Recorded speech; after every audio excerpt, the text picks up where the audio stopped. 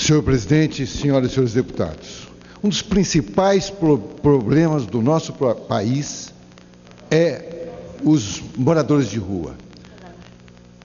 Eu diria, não moradores de rua, mas pessoas em estado de morador de rua, porque pode ser, e sempre é, quase sempre é, uma situação temporária. Isso me preocupa muito, porque eu percebo claramente um aumento muito grande nesse contingente de cidadão brasileiro. Cidadão brasileiro que luta para ter a sua moradia, que luta para ter o direito ao trabalho, porque às vezes a gente tem uma incompreensão desse problema. Há um consenso, um mito verdadeiro, de que o morador de rua mora na rua porque quer. Mora na rua porque é uma sua opção de vida. Quando nós analisamos isso mais profundamente, fizemos isso hoje numa audiência pública na Comissão de Seguridade Social aqui dessa casa, nós percebemos que eles estão indo para a rua porque não tem como morar, porque não são realmente atendidos pelas políticas públicas, e há dados estatísticos mostrando isso, mostrando que a política pública não tem atingido a essas pessoas. Por isso, presidente Marçal Filho, nós precisamos nos voltar para esse problema. Eles não podem ser ignorados. O morador de rua pode ser, sim, e muitas vezes o é, usuário de crack, de álcool, e parece que quer viver na rua para isso, mas em muitos momentos ele vai para o álcool, principalmente para o álcool, porque está sentindo frio e fome e precisa de se aquecer, e o álcool tem essa potencialidade biológica.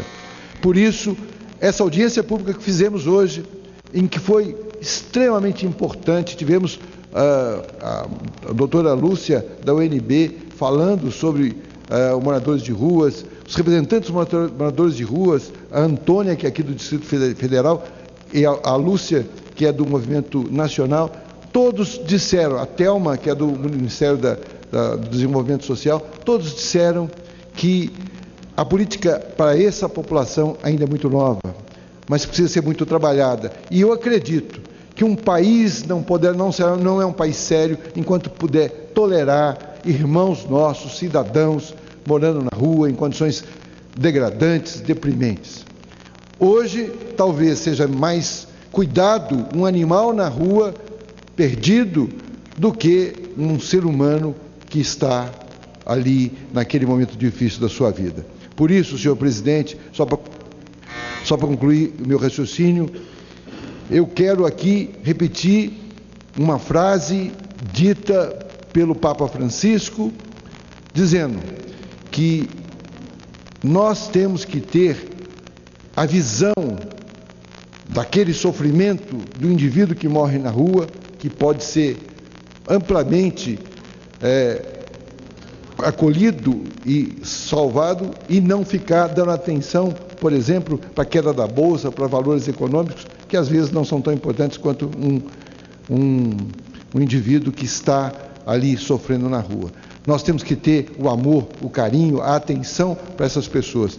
Por isso, eu venho aqui nessa tribuna dizer, vamos cuidar dos nossos irmãos que estão nas ruas, com políticas públicas, porque eles são cidadãos e têm direito. Muito obrigado, senhor. Doutor Obiali, além de concordar com Vossa Excelência, se Vossa Excelência me permite, ainda gostaria de adendar ao pronunciamento de Vossa Excelência algo que descobri, confesso que descobri, fazendo audiências públicas pelo país sobre a questão do transporte coletivo, transporte público, que foi o estopim das manifestações, e nós estamos numa comissão especial onde aprovamos a PEC 90, que coloca o transporte como direito social, esperamos brevemente colocarmos em votação aqui.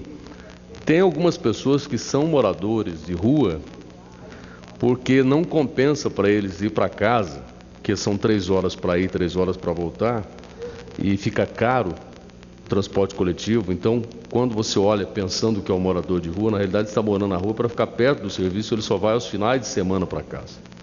Esse é um outro dado também estarrecedor nas grandes cidades. Quer dizer, a condição para ele pagar o transporte coletivo que ele não tem, então ele se vê nesta obrigatoriedade de ter que ficar na rua, de ser mais um morador de rua, quando na realidade ele tem a família dele, tem a residência dele, tem o teto dele, mas ele só vai aos finais de semana.